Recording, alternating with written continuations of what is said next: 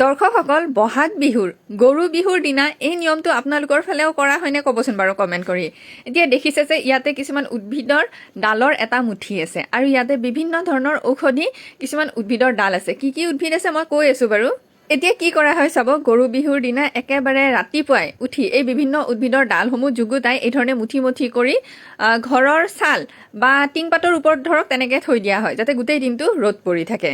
আৰু গৰু বিহুৰ দিনাই যেতিয়া ধৰক বেলি অস্ত যায় তেতিয়া এই গোটেই গছৰ ডালসমূহ এই ধৰণে চোতালত জ্বলাই দিয়া হয় আৰু বিচনীৰে বিচি বিচি ইয়াৰে এই ধোঁৱা ঘৰৰ ভিতৰলৈ যাব দিয়া হয়। যিহেতু উদ্ভিদখিনি ঔষধি উদ্ভিদ হয়, ইয়াৰে ধোঁৱাটো মানে বহুত বেছি উপকাৰী, বীজাণুনাশক, লগতে মহ দাহ ইত্যাদিও মানে ঘৰৰ ভিতৰত হ'ব নিদিয়ে। আৰু এই গোটেই কামখিনি শাহুমাই কৰে। বিচনী কেইখনেৰেও এই ধোঁৱাখিনি মানে এই ধৰণে বতাহ দিয়া হয় আৰু বিচনী কেইখনতো এই ঔষধি ধোঁৱাখিনি মানে লাগি যোৱা বুলি, স্পৰ্শ হোৱা বুলি কোৱা হয়। আৰু যেতিয়া বিচনী কেইখনেৰে যেতিয়া বছৰটোৰ বাকী সময়ত এই ধৰণে বতাহ লোৱা যাব, সেয়া মানে আমাৰ শৰীৰৰ কাৰণে ভাল হয় বুলি কয়। যে কি কি উদ্ভিদৰ ডাল আছিলে ইয়াতে কৈ দিছোঁ ৰ'ব। বেত গছৰ ডাল, এইডালক আকৌ উভতা শৰ বুলি কোৱা হয়। আৰু এয়া হৈছে তৰা গজালিৰ পাত, এয়া হৈছে মাখিয়তী, এয়া হৈছে বিহলঙনি, এয়া হৈছে বিহ ঢেকীয়া, এইডাল হৈছে হাতীৰ সুৰ, এয়া আগ্ৰা।